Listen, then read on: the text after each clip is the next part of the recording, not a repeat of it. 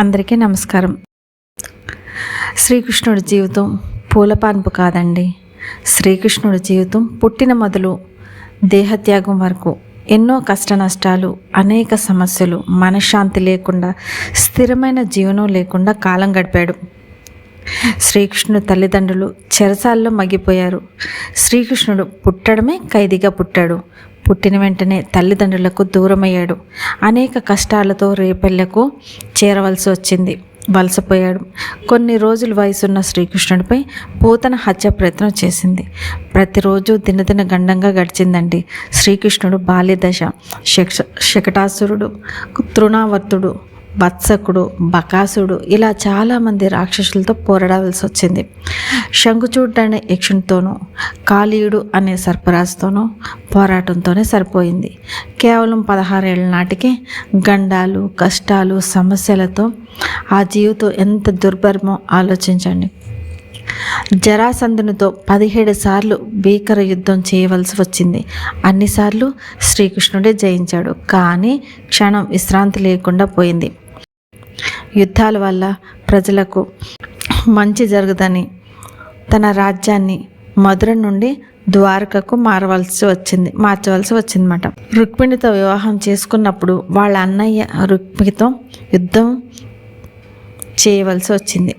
శమంతకమణి కోసం జాంబవంతుడితో భయంకరమైన యుద్ధం చేయవలసి వచ్చింది. శమంతకమణి దొంగిలించాడని హత్యానేరం కూడా మోయవలసి వచ్చింది శ్రీకృష్ణుడు.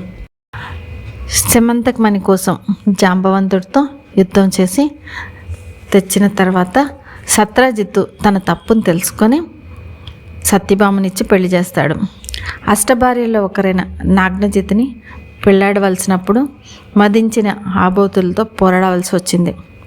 సంసార జీవితంలో భార్యల మధ్య అసూయ, ద్వేషాలు ఎన్ని ఎదురైనా సరే ప్రశాంతంగా చిరునవ్వుతో అందరినీ సమంగా చూసుకుంటూ చక్కటి గుణపాఠాలను నేర్పుకొస్తున్న మగధీరుడు.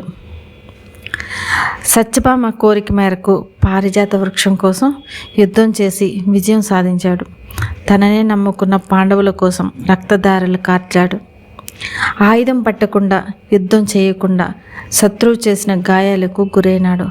కురుక్షేత్ర యుద్ధంలో దుష్టులను నాశనం చేసిన తర్వాత కూడా యుద్ధం జయించినందుకు గాంధారి చేత శపించబడ్డాడు.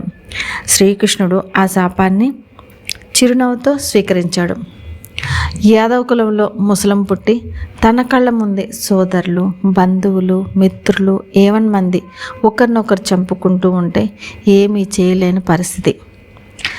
సోదరుడైన బలరాముడు తన కళ్ళ ముందే శరీరాన్ని విడిచి వెళ్ళిపోయాడు. శ్రీకృష్ణుడి జీవితం పూలపాన్పు కాదండి. అష్ట కష్టాలతో నడిచిందో లేదో మీరే చెప్పండి. భగవంతుడు శ్రీరామునిగా, శ్రీకృష్ణునిగా మానవ రూపం దాల్చి మానవుల కంటే ఎక్కువగా అష్ట కష్టాలు అనుభవించి చూపించారు. శ్రీకృష్ణుడు అనుభవించిన కష్టాల్లో కొంచెం కూడా మానవులు అనుభవించలేదు అని చెప్పొచ్చు.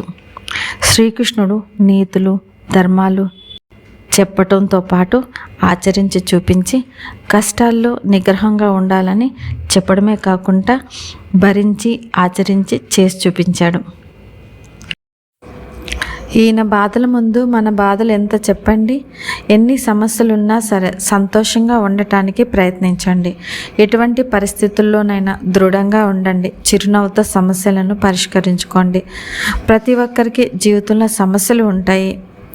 వాటికి పరిష్కారం ఉండొచ్చు, ఉండకపోవచ్చు. అన్నింటినీ భరించి చిరునవ్వుతో ముందుకు నడవటమే జీవితం. నెక్స్ట్ వీడియోలో కలుద్దాం. ఈ వీడియో నచ్చితే లైక్ చేసి షేర్ చేయండి. మీ వాల్యుబుల్ ఒపీనియన్ని కామెంట్లో షేర్ చేయండి. మా వీడియో ఫస్ట్ టైం చూసినట్లయితే సబ్స్క్రైబ్ చేసుకోవడం అస్సలు మర్చిపోకండి. Thank you for watching. Please like and subscribe.